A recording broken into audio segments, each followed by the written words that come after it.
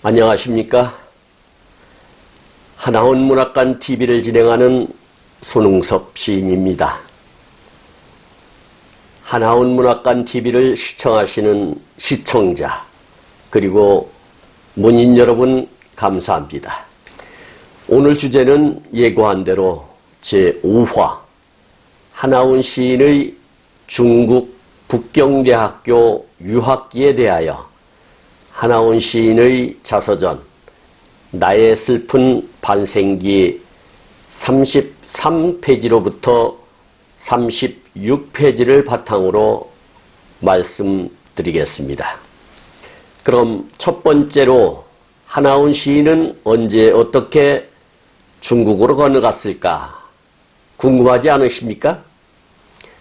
그의 자서전을 통하여 알아보겠습니다. 지난번 제4화에서 말씀드린 대로 일본 성해고등학교 2학년 재학 중에 나병이 발병하여 세 번째로 금강산으로 요양을 갔다가 6개월 동안 요양을 마쳤다고 말씀드렸는데요. 그해 10월 달에 나는 산해관 경유 북경으로 갔었다라고 기록하고 있습니다. 여기서 산해관이란 만리장성의 동쪽 끝에 있는 관문으로서 군사 요충지였다고 합니다. 중화인민공화국 허베이성 친황따오시 산하이관구에 속합니다. 북서로는 옌산산맥이 있고 동쪽으로는 보하이만이 있습니다. 만리장성 동단에서 만날 최초 관문이라는 의미의 별칭인 천하제일관이라고도 불려지고 있습니다. 그렇다면 두 번째로 하운의 북경에 대한 느낌은 어떠했을까 알아보시겠습니다. 그의 기록에 의하면 아는 사람 없고 말도 통하지 않는 애뜨랑제는 웅대한 자금성, 만수산의 호화찬란한 색채와 선과 원의 신비경에 마치 동화국의 용궁성을 보는 것 같은 감상이 떠올랐다. 가로수는 우거져 숲이 되고 아카시아 꽃은 눈같이 쌓여 포도는 눈색에 같다. 북해공원의 라마 백탑 높은 데서 내려다보는 북경이란 정말로 낭만의 공원이었다라고 기록하고 있습니다.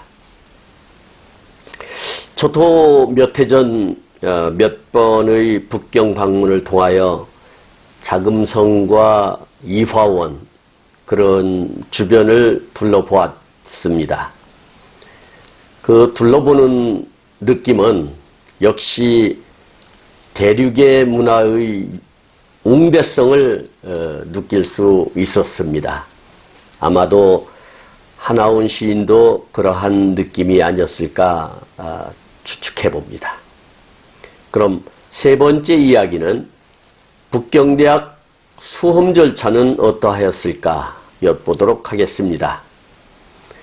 그의 글에 따르면 주중 일본 대사관의 자격시험과 신원조사에 통과되어야 한다. 나는 10달 동안이나 북경 관할을 공부하였다. 먼저 일본 대사관의 자격시험을 치렀다. 북경대학의 시험 문제를 보니까 영어, 수학, 생물, 물리, 화학 등은 문제가 아니었으나 중국어는 백지를 내다시피 하였다. 농학원은 경쟁이 없어 무난히 합격하였다라고 기록하고 있습니다.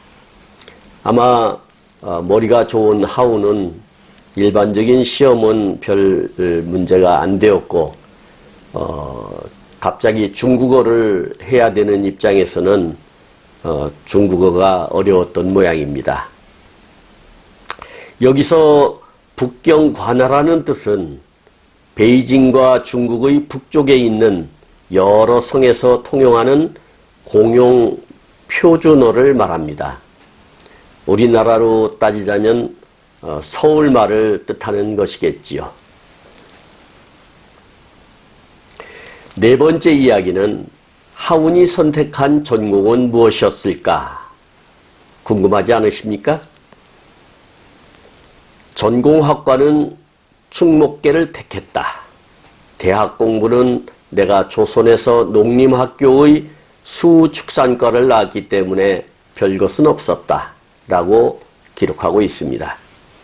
여기서 농림학교라는 것은 이리 농림학교를 말하고 이 학교에서 5년간 수축산과를 전공하였다는 이야기입니다. 중학교 과정에서 5년 동안 배웠기 때문에 대학의 충목계는 같은 계열이기 때문에 아마 쉽게 생각을 했던 것 같습니다. 그럼 다섯 번째 이야기는 달달한 하나운의 대학 생활입니다. 그의 글을 통해서 들어보시겠습니다. 나는 여기서 남녀공학의 분위기를 처음 맛보았다. 젊은 중국 인테리 여성들은 명랑쾌활하였다. 모두가 물고기같이 싱싱한 여학생들은 자전차에 흰 운동화에 경쾌한 옷차림이었다. 이렇게 수록하고 있습니다. 남녀 7세 부동석이라는 유교 틀에서 자란 하운이 신문물을 접하여 어리둥절한 모습이 보입니다. 1919년도에 태어난 하나운으로서는 남녀가 유별한 그러한 세상을 살았기 때문에 새로운 문물이 남다르게 보이지 않았을까 이렇게 추측해 봅니다. 다음은 여섯 번째 이야기로 하운의 방황을 통해서 그의 속마음을 엿보았습니다. 그의 글을 통해 보도록 하겠습니다. 나는 알과 빌리한 공허 속에 이 여대생들과 벗이되어 나에게 새로운 애정세계가 전개되는 것이었다. 나는 이 여학생들과 같이 북해 공원의 연못에 달밝은 밤이면 배를 타면서 천년 우거진 버들숲에서 알과는 다른 사랑을 나누었다. 알을 단념하려는 결단성에서 나는 돈키호테처럼 그네들 세계에 파고 들어갔었다. 공부보다는 절망된 내 인생을 어떻게 즐겁게 살다가 거리에서 보는 그런 문둥이의 화상이 되기 전에 죽음으로써 곱게 생을 청산할까 하는 생각이 늘 머리에 맴돌고 있었다. 아마도 그는 자포자기에서 오는 자괴감이 아니었을까 그렇게 생각이 됩니다. 계속 이어지는데요. 닥쳐오는 뻔한 운명을 눈앞에 놓고 살아간다는 것은 정말로 어려운 고통이었다. 이 무척도 괴로운 고통을 모면하려고 북경의 눈 오는 밤거리에 독한 술에 헤매는 돈판이 되었다. 나의 병 증세는 남이 보아도 아직도 내가 문둥이라고 말해도 알아볼 수 없는 정도였다. 라고 실토하고 있습니다. 문둥이라는 한계 속에 끝까지 사랑하는 마음으로 나의 애인으로 남겨두고 싶은 가상한 러브 스토리가 아닌가 이렇게 느껴집니다. 여기서 돈판이라는 말이 나오는데요. 제가 인터넷을 찾아봐도 돈판의 뜻은 알 수 없었습니다. 그러나 여기 문맥으로 볼 때 아마 독한 술에 헤맨다는 거 보니까 집시 같은 뜻이 아닌가 싶습니다. 돈파는 아마도 일본 말인 것 같은데 집시와 같은 뜻이 아닐까 그렇게 추측해 봅니다. 다음에 알 수 있는 기회가 된다면 다시 한번 말씀드리도록 하겠습니다. 그럼 7번째 이야기로 넘어가서 하운의 성풀이는 어떠했을까라는 관점에서 들여다보겠습니다. 집시의 노래를 부르며 운명의 명암 쌍곡선의 기복에 여행이야말로 나의 영원한 꿈이었고 좋은 신진대사의 성풀이였다.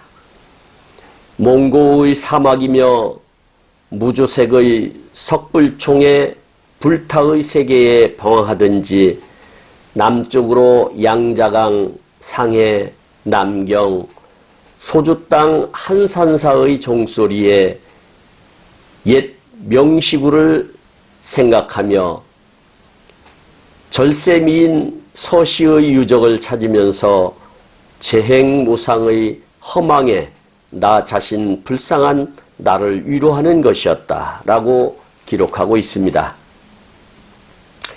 젊은 때는 누구나가 새로운 곳에 대한 환상과 호기심이 충만할 때이죠. 저도 시골에서 태어나 도의지에 나가는 날이면 뜬 눈으로 밤을 지새웠던 기억이 되살아납니다. 아마도 하운도 그러했나 봅니다.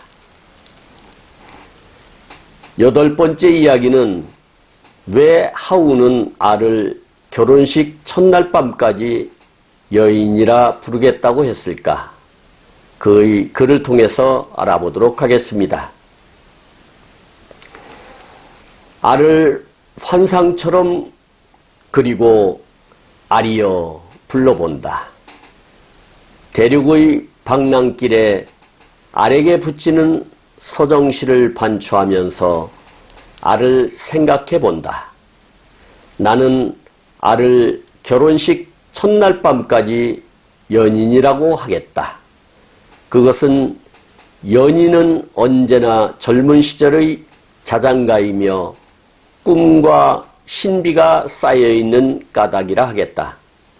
이 꿈과 신비의 베일에 쌓여야만 사랑의 매력을 느끼고 영감을 주는 것이 아닐까 한다라고 기록하고 있습니다. 우리가 산업사회를 맞이하여 자유분방하고 혼탁해진 현실과 비교해서 격조 있는 사랑이 엿보여지고 있습니다. 다음은 9번째 이야기로 하운의 연애학 개론을 알아보겠습니다.